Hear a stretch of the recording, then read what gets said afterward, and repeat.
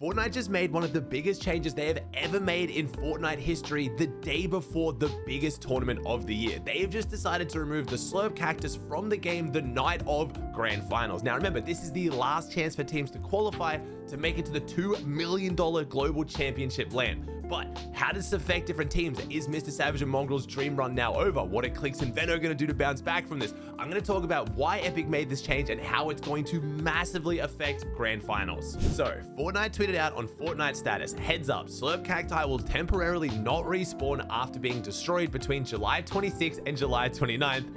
Cactus emoji. Slurp cacti will respawn regularly again after July 29. Now, obviously people are quick to go to the comments and make memes. Oh, what's going on between July 26 and July 29? The fact that they couldn't even say FNCS or Grand Finals shows they know how big of a deal this is and how upset people are going to be. They just made a tweet where they just used the dates rather than the reason why they're vaulting it. So what is going on with the Slurp cactus? I talked about it a couple videos ago. In case you guys missed it, basically they're an infinitely respawning plant that heals you for 30 health or 30 shield. They respawn every 15 seconds, and the only thing that stops them respawning is once you're in Storm. They are absurdly broken, and they have completely defined how teams play the meta this season. We have teams basically rushing across the map as fast as they possibly can to get onto a Slurp cactus and then just build a gigantic tower next to it, shoot the person on another cactus next to them, just keep shooting, go down, farm your cactus, come up, keep shooting, and it's caused a lot of issues of not only whether this is even fun to watch or play, because trust me,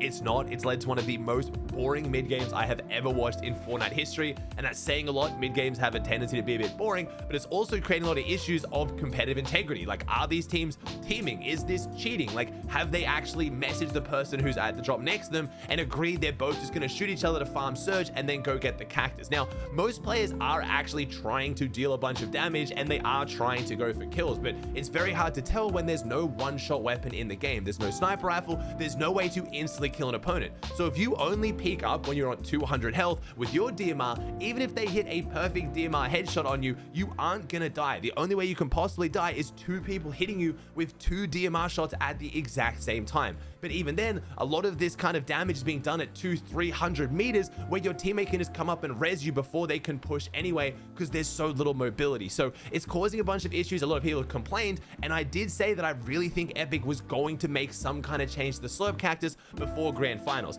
I thought they were going to do it in the update they had a few days ago, which would at least give teams a little bit of time to kind of figure out their strategy and reassess how they're going to play Grand Finals. No, Epic waited until the night before Grand Finals to not only nerf them, essentially completely remove them. I talked about how they could heal a little bit less. Maybe they only respawn a set amount of time, so you can still use them a little bit. You can't just sit there using them infinitely. No, Epic went all out and pretty much just removed them from the game. Now, I need to mention, overall, do I think this is a good change for the game? Yes, but let me finish. If they had made this change much earlier in the season, I don't think anyone would have complained. I've seen a whole bunch of pros and obviously viewers complaining about how weird this Slurp cactus meta is. A lot of people have been asking for it to be changed, but I don't think you should change anything the night before Grand Finals unless it is absolutely game breaking. Like, it is just beyond game breaking. It is going to completely ruin Grand Finals, because this is the last chance to make it to the LAN event. We have players who've traveled all around the world. They're competing for their last chance to make the $2 million global championship. Most teams who don't qualify for this probably will quit Fortnite. Not all of them, but there's definitely a few pros who they're like, this is my last season. If it doesn't work, it doesn't work. And almost every single team on the map has built their entire strategy around the Slurp cactus. It isn't just a small change in the game. I will say, hopefully a lot of these teams that have been using the Slurp cactus still have full POIs worth of loot where they can then still build their surge towers or get their surge the way they want. But instead of just having an infinitely respawning cactus, they will just have to use a bit more of their shields, kind of like Mr. Savage and Mongrel, for example. Mr. Savage and Mongrel, they rotate straight out of their drop as quick as they can, get Mongrel up on this big rock thing, and he just goes crazy with the DMR. Now, you can still do that without the Slurp cactus. Means you just have to be a lot more careful about the damage you take back. So overall, I think this is better for the game. I'm just really sad that it's changed things so last minute, where I feel like a lot of pros are now going to say that this wasn't fair at all. Teams that did qualify or don't qualify now have an excuse. Or, you know, your team didn't have the cactus, now you just qualify. My team did, now I don't qualify. It will be interesting to see which pros adapt the quickest. I am going to be watching Grand Finals all weekend. I'm actually kicking off a potential week-long subathon where I'll be live for a week straight on Twitch, and I am much much more excited to watch tournaments right now with the cactus removed, but I still feel for the pros who now have potentially had their season ruined. But I guess everyone is in the same boat, and I want to talk about certain teams I think this will affect more than others. The biggest team to get buffed out of this is the team going red line rig on every region. So on NA, that's Peterbot and Pollo. On NA, that is Malibu and Mustache, because they still have their medallion. They still basically have a cactus they can carry around in their back pocket, so they can still get to all these spots, do all this damage, and not have to eat through their shield. So they are looking extremely good to win another back-to-back FNCS with Peterbot and Pollo, and Mustache and Malibu could win another FNCS this chapter. We'll see. Both those teams have already qualified for LAN, but I now have a lot more hope for these teams to win it again. Now, teams that I think are going to be massively affected by this, teams like Kanata Cooper and teams that have been abusing especially the triple cacti spawn. There are spots on the map, or one spot on the map that has 3 cacti right on top of each other. There's some other spots where you can link 2 together and it's also really, really strong, but teams that have been instantly rotating to these positions to try to then use these to get as much surge as possible are going to struggle, especially if they're coming out of POIs like Nitro Dome that don't have that many spare shields. Now, I think teams like Mongrel and Mr. Savage are going to be a little bit either way. Obviously, their strategy has been built around a lot of Mongrel dealing insane damage to the DMR. He actually did more damage than any other player in the NA upper bracket where they qualified. He did 4,000 damage. Now, in saying that though, he also took 2,000 damage total as well. He only had a surge ratio of 2, which is still good, but it means he did 2 times as much damage as he took, which means he was still taking a lot of damage to deal that damage. He's now going to have to be a lot more careful because he won't have the cactus to keep replenishing that health and shield back. Now, teams like Clix and Veno though, however, are looking phenomenal. If you guys watched the Duo Cash Cup yesterday, you tuned to Clix's stream, you probably noticed things were a little bit off. For some reason, the first few games, they were really struggling. They seemed really frustrated. They were in Storm the whole time. No one really knew what was happening. They were trying out a new strategy. They were trying to give up the forecast tower, which is one of the biggest strengths of their drop, to try to prioritize getting to a cactus more quickly, because Veno, BloodX, and Clix were concerned that they were going to need more surge in grand finals. Their situation and their strategy was working in Duo Cash Cups because lobby isn't as hard, the players aren't as good, but in a grand finals, it wasn't going to cop it. So they were having to change a strategy that was working extremely well for them, and it didn't work. Their first few games were terrible. They went back to going for the forecast tower just as usual, and they started absolutely popping off in their last few games. Now, this team is going to be loving life right now because now they can go back to playing the strategy that's worked, and surge will be so much lower because teams can't just trade on this cactus anymore. So teams like that are looking very, very good. Now, I'm not going to go through every single team on the map. Basically, if a team has been dropping far south of the map, things are going to change for their surge strategy a lot. These teams have been rotating the cactuses as quick as possible. It's the main reason why they dropped at these locations. Now, teams on the north of the map now have a much better chance of doing well in grand finals. I didn't do my predictions this season. You probably noticed. I'm very happy I didn't do it now because I have no clue how to pick a top 10, but I was almost going to include no teams on the north side of the map, except for maybe a few teams like Booga and Aviv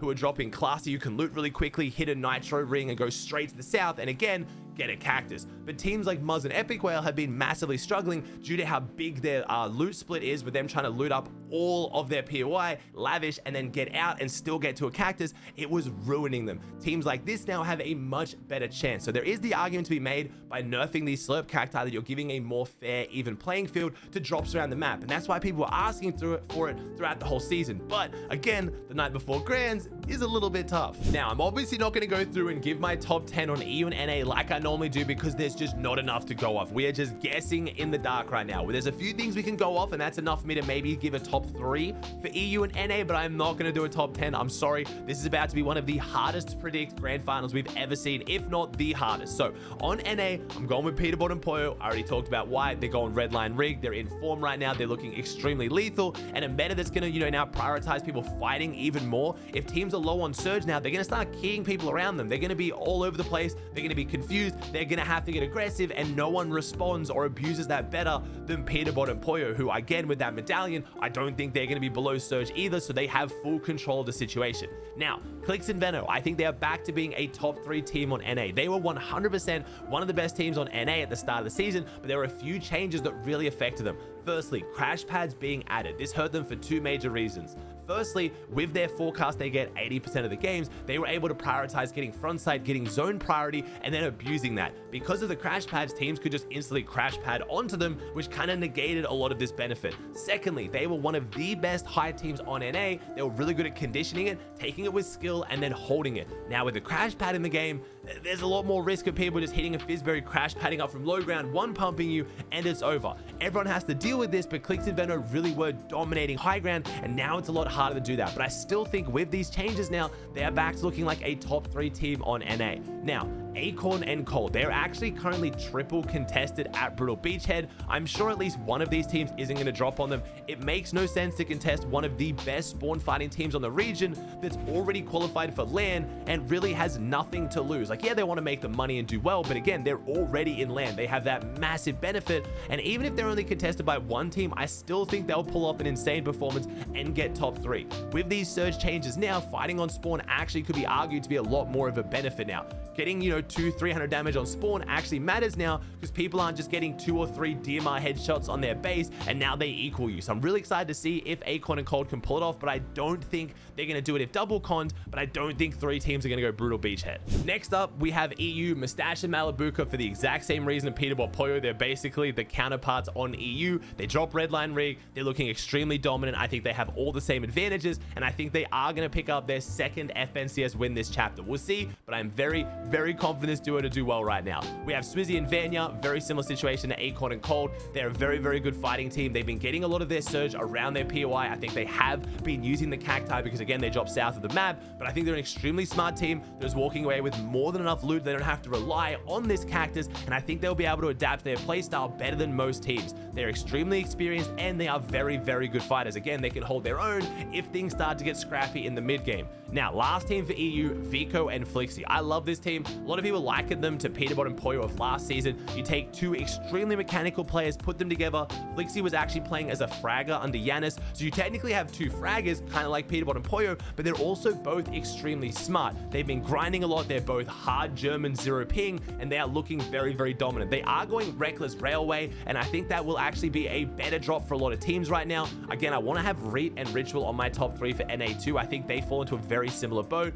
Reed and Ritual have already qualified LAN as well, so even less reason to contest them, but Reckless Railway wasn't that strong of a drop this season. Yes, they had the priority to be able to rotate south and get a cactus quickly, but both these teams have such impressive fighting power that wasn't really being utilized in the current meta. Now that we're back to taking a lot more mid-game fights, I think this team will excel. The issue for all of these teams I just mentioned is, again, how they're going to adapt. That is what's going to depend on who wins this FNCS. Even if they weren't really using the cactus that much themselves, other teams around them that were are now going to change their strategy, which is going to affect them. This FNCS is now going to be all about who can adapt. And I know that word triggers people. I know it upsets people. And I could just sit here and say this is a Mickey Mouse Grand Finals. Anyone who wins doesn't deserve it. Anyone who doesn't do well has an excuse. But I'm not going to do that. That's no fun for anyone. You can do that if you want. The pros can definitely do that, but I'm going to try to make the best of it and enjoy watching it for what it is, because it's going to be an extremely exciting grand finals nonetheless.